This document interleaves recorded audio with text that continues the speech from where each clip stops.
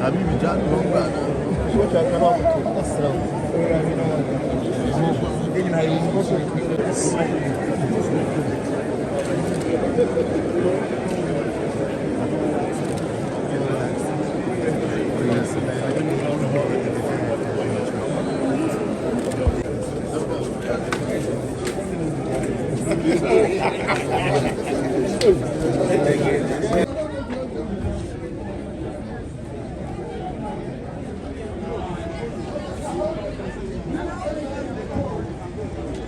His Excellency, President John Dramani Mahama.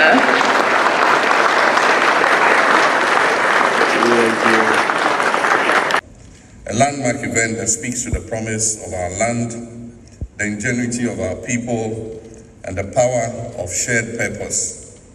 Today we gather not just to celebrate horticulture, but to declare that Ghana is ready to grow, export, and lead Africa's agricultural transformation.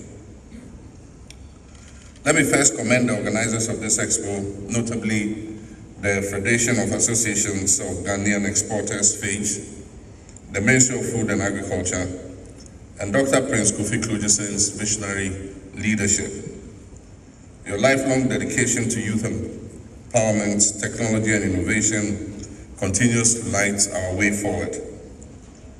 Let me also salute individuals like Davis, my friend Davis Kotoi, Nakobo, who gave us a very comprehensive overview of the export sector. Your advocacy for youth involvement, innovation, and exports has helped shape the national conversation. Today's expo reflects the advocacy, and our government's response is anchored in action and commitment. I wish to assure you, you have my fullest support.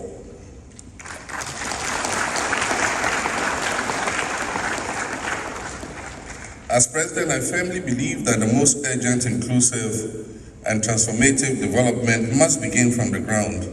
Literally from the farms, the greenhouses, the backyard gardens across Ghana. We must engineer an economic renewal that is productive, equitable, and sustainable.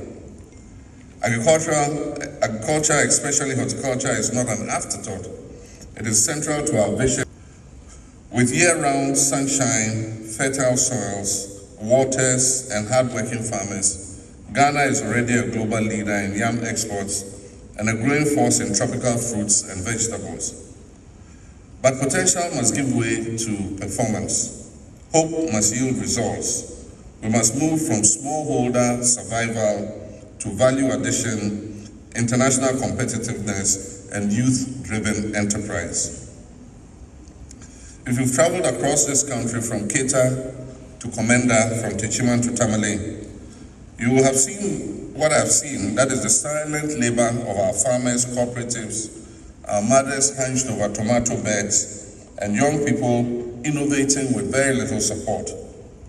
Yet, many cannot access cold storage or find fair markets, and a single failed season can erase many years of effort. This is not merely a technical challenge, it is a moral imperative. And we must ask ourselves, can a nation prosper if the very hands that feed it remain its most neglected? Our answer today through this expo and our policies is a resounding no.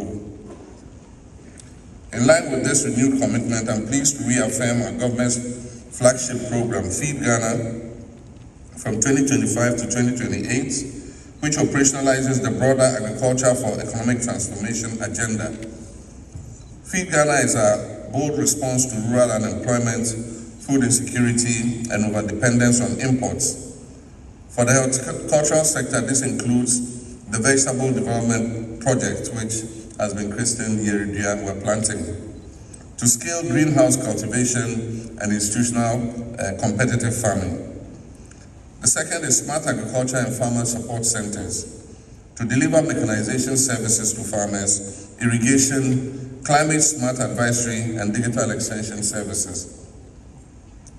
The third is agri-industrial zones and cold chain infrastructure to reduce post-harvest losses and enhance export readiness. And the fourth is agribusiness youth clinics to equip the next generation of our young people with the skills, capital, and mentorship for agribusiness success. These interventions are not promises, they are policy realities designed to make Ghana's horticulture investment ready, inclusive, and globally competitive.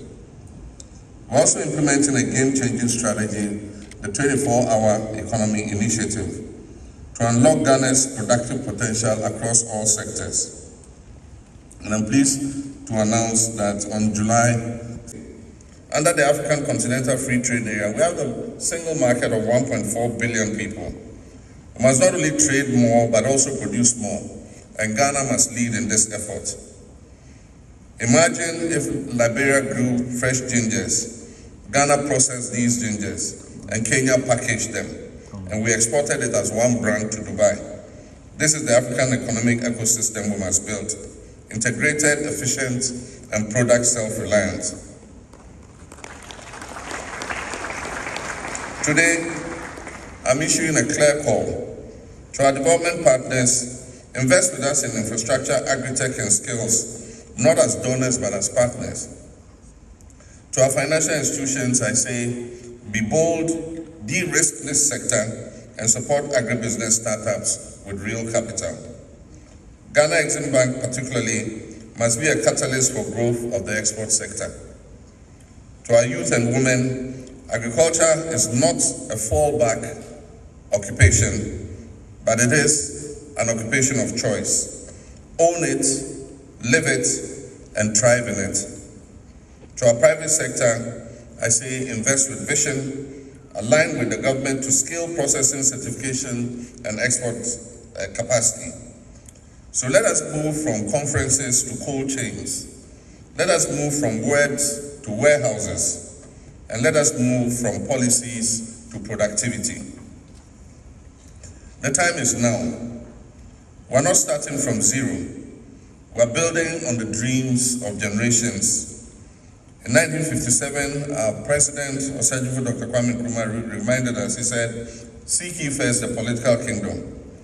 And today I say to our exporters and to our nation, seek ye first the productive economy. Let us grow Ghana one fruit, one field, and future at a time. To our farmers, you are the backbone of this renewal. To our youth, you are the heartbeat of our ambition. And to the world, Ghana is open for business, green, export ready, and growing with purpose. With this hope, confidence, and renewed spirit of partnership, I have the privilege to declare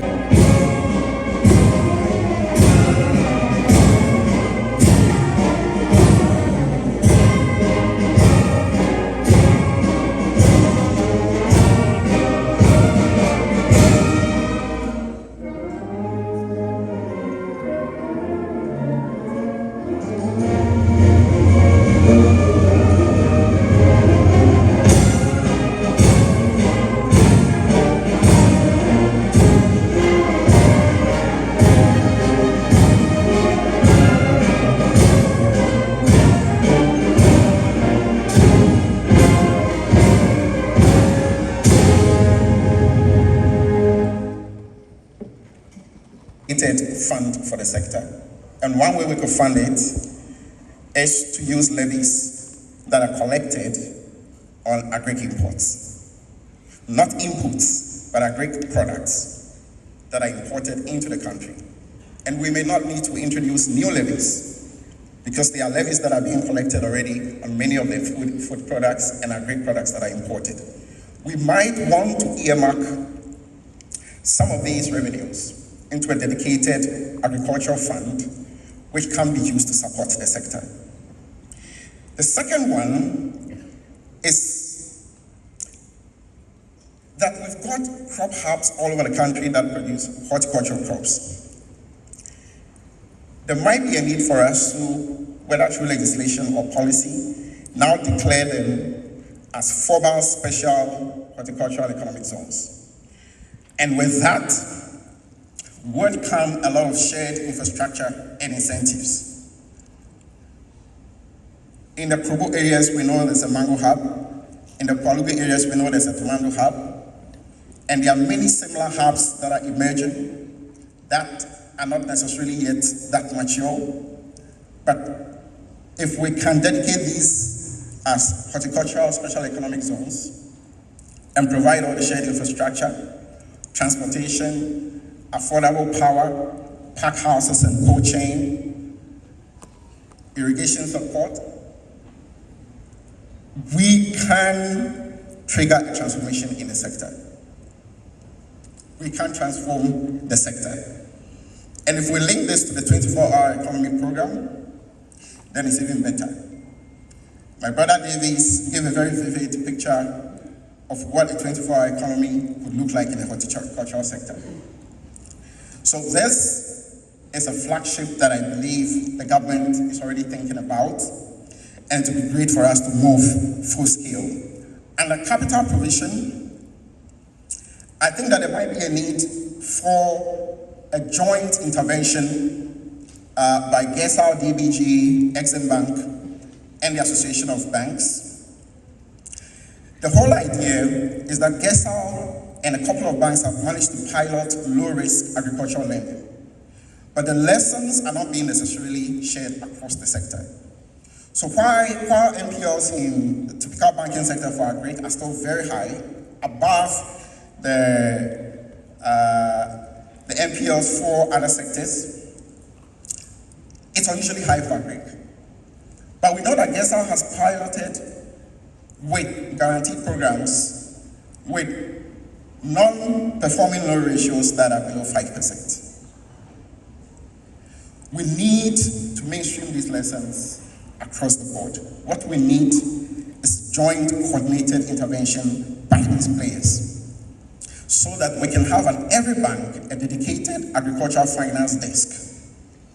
And what we could do with the money that we collect from the levies on agri imports into the agri fund, we shouldn't use these to give to farmers directly. What we could do is to channel this through the banking system. So that money could be used to provide guarantees for agricultural loan portfolios. It could also be used to subsidize interest rates to make lending to agri more sustainable. That way, we build the capacity of the financial sector to become comfortable. Once we de-risk the sector, they will take over and start providing what is required.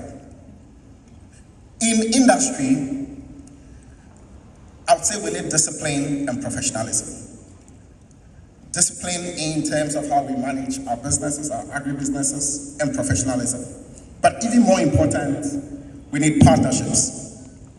We need partnerships because we have a lot of small-scale producers, small to medium-scale producers. We need industry to come together and form partnerships because that's the only way we can scale. We need partnerships of rivals in our horticultural sector. The second level of partnership we need is between the industry associations and government, so that it's not just individual companies going to government to do partnerships. There's FAGE, there's all the other agricultural, horticultural sector industry associations. If they can come together and go into partnerships with governments, they carry all their members along. And finally,